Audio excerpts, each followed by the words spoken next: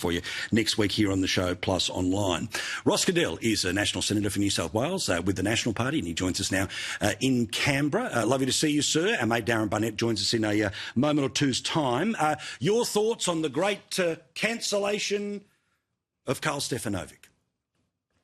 Well, it's like the refs in the Australia Rally refereeing one side, isn't it? If he gone out there and said something anti-Semitic, he'd probably have a contract by ABC on his desk tomorrow. It's an amazing thing that goes out there. If you say anything conservative or interview anyone conservative, you're a troublemaker and you've got to have your contracts determined and everything like this. It's a problem. It's censorship. I get it. Nine pays his way. If they don't want to do it, they don't have to. And they have that right to do it. But I'm amazed the way that it is just such a one-way challenge in this. You've seen that yourself. You've seen people get promoted and get things in the world because they say the right things and play the games. And you've said yourself in your stuff about the things you don't get invited to, the opportunities you don't get because you speak your mind.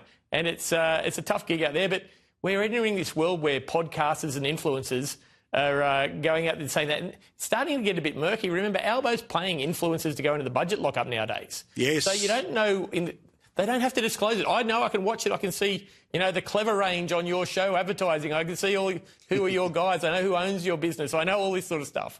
But who pays for these things in the background? You don't know it. And I think it's a real concern for both democracy but also journalism going forward. Yeah, look, I mean, obviously part of the new world is as many voices as possible being able to come into the room. So, again, I don't have a problem if you apply and get the invite. The problem, of course, in recent times has been, the Labor Party have paid for people to be able to make their way to Canberra, something they wouldn't do for any other version of media because, well, dare I say, input in, input out. Darren is now in Sydney as well. Darren, your thoughts on what is happening in and around the world of media this evening? Look, I'm surprised by it. You have to think there's more to it, and whether there's been a number of advisory discussions and he's crossed a line or something like that. But in isolation, this absolutely does not look like a sackable offence. So, And if it is, that's a worry because, as you know, I've said every time I've been on this show forever that we can't stifle free speech and it's up to people. They can consume whatever media they want, make up their own mind, absorb as much information as you can.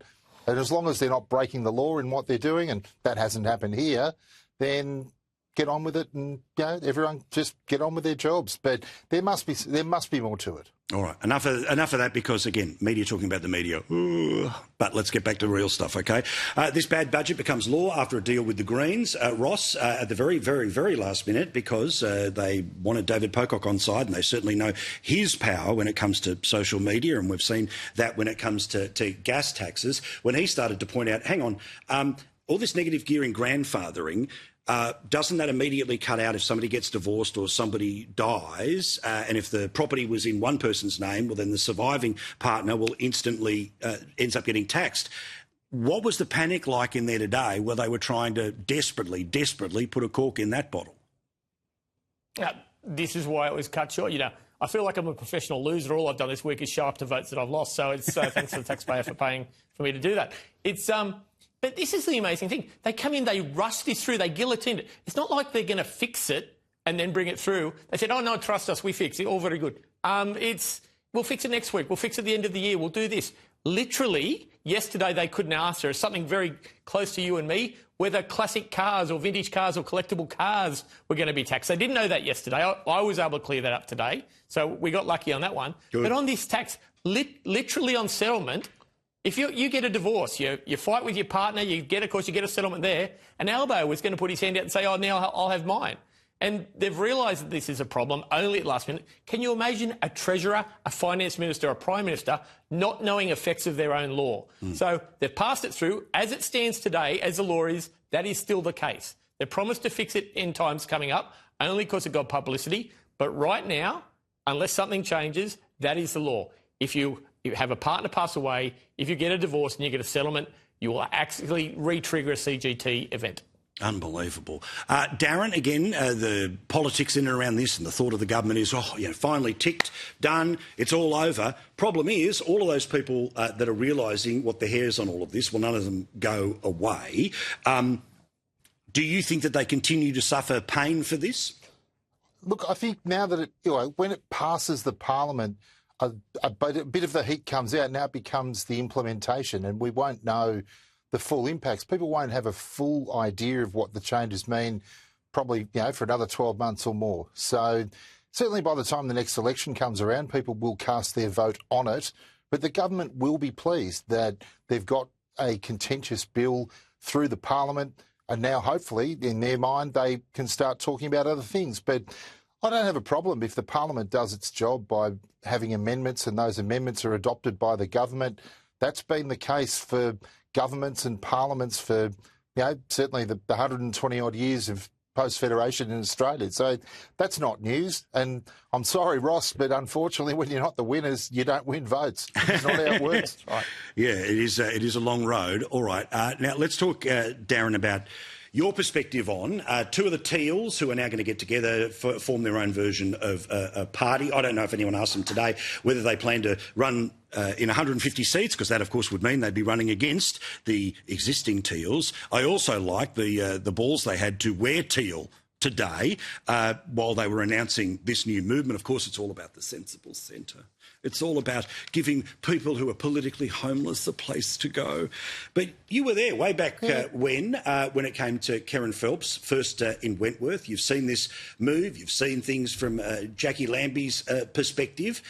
Do you think that the party will replace the individuals, or the individuals will have to compete with the party? Look, I strongly suspect that it's got a bit to do with political fundraising laws, that if you're a party, there's a bit more of an allowance in terms of fundraising. And I think that'll all get written up in coming days. It's not a secret, but I think that's part of the motivation. I don't think it helps independents to be part of a bloc or a party. I think the whole point is that you are seen as a local member of your community. So where I live in Wentworth, Allegra Spender is very strong on issues that affect the Jewish community, and that makes sense because 1 in 5 voters or thereabouts is of Jewish background. So whereas the seat of Warringah is a very different demographic makeup, as are the other Teal seats. Look, I don't love the idea of them now having gone into a party. It just doesn't quite work for me in terms of what they're trying to sell as a product. But equally, if not necessarily this election, but sometime in the next 2 elections, there's a possibility, if not a high likelihood, that the Teals or the independents or the crossbench may well hold the balance of power. And if they have some stability in their ranks that's generated by becoming a party, that might give them some advantage in the platform they put across to guarantee supply. But we're nowhere near that point as yet. Surprising move, but I suspect it's all about fundraising. But again, Ross, they always were. I mean, if you all wear the same jersey, all say the same thing. I mean, walks like a, talks like a. Obviously, we know that when it comes to the mutual sources of funding. But again, unless they're willing to serve up 150 candidates and 150 electorates, if they're going to be surgical about where we're going to take out the right wing this and the right wing that, well, then it's not a centrist party at all. It is just what has been successful in multiple seats, an attempt to nobble the opposition, to nobble the Liberal Party. I also think one of the reasons they're doing it is because the independent vote is about 10% in Australia. Now, I know there's lots of different versions of independent, but if you can get about 10%, well, then you start to get into Senate conversations. That, I think, as well as fundraising laws, is a big part of all of this. Again, we all see this for what it is, Ross, but do you think the true test is, will they stand everywhere?